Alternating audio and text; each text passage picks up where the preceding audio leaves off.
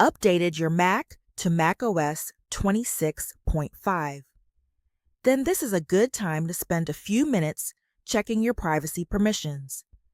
Apple's latest macOS security updates include multiple fixes related to privacy, file access, and permissions. And while most users do not need to panic or change everything, it's still smart to review which apps currently have sensitive access on your Mac, because over time, permissions add up. Old apps stay installed, utilities get forgotten, automation tools keep running. So in this video, I'll show you a simple privacy checklist you can do in just a few minutes after updating. Let's start with the main area you need to check.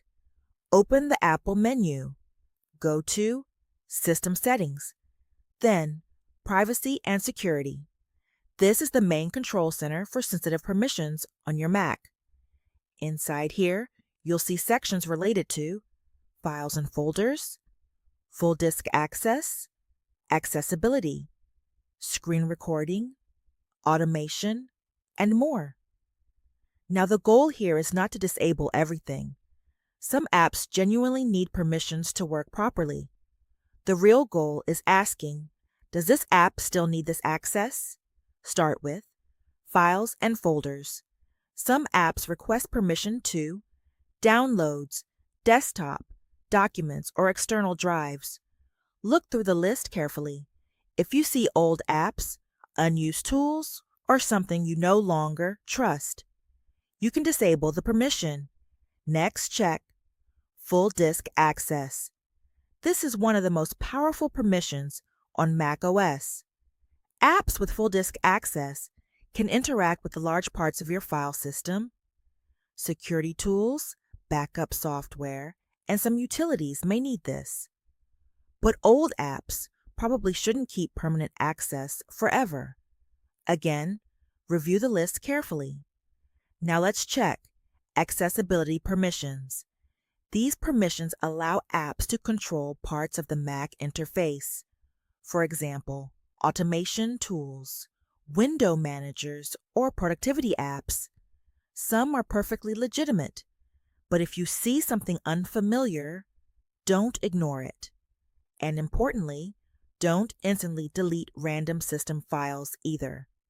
The safer approach is disable the permission first, then research the app if needed. Next, review Screen Recording Permissions.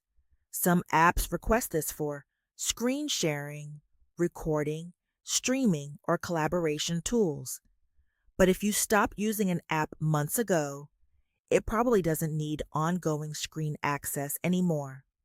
Now let's talk about automation and shortcuts. Open the Shortcuts app. Then review automations, connected apps, and granted permissions. Some automations can move files, launch apps, control settings, or interact with system functions. And honestly, many people completely forget these exist after setting them up once. So this is a good opportunity to remove unused automations, old workflows, or app integrations you no longer use. Now there's another area worth reviewing: Spotlight and storage-related access. Some apps request broader access for file indexing, search functions, or storage management. This becomes especially important if you tested cleanup apps, installed utilities temporarily, or switched productivity tools recently. If an app no longer needs broad access to your files, remove the permission. Now here's something important. Do not randomly delete system items because you saw them in a permissions list. And don't assume every permission means something dangerous. Many system services are completely normal. The safer approach is review slowly, disable unnecessary permissions, and research unfamiliar apps before making major changes. That's the key mindset here. This is not about panic, it's about control. And honestly, regular privacy reviews are one of the simplest ways to keep your Mac cleaner and safer over time. Now let's quickly recap everything. After updating to macOS 26.5, open System Settings, then Privacy and Security, Review, Files and Folders, Full Disk Access, Accessibility, Screen Recording, Automation, and Shortcuts Access. Remove permissions for apps you no longer use or trust. And if you're unsure about something, disable the permission first instead of deleting random files. That's the safest approach. If this guide helped you, subscribe for more practical Mac tips, privacy walkthroughs, and simple tech guides without confusing jargon.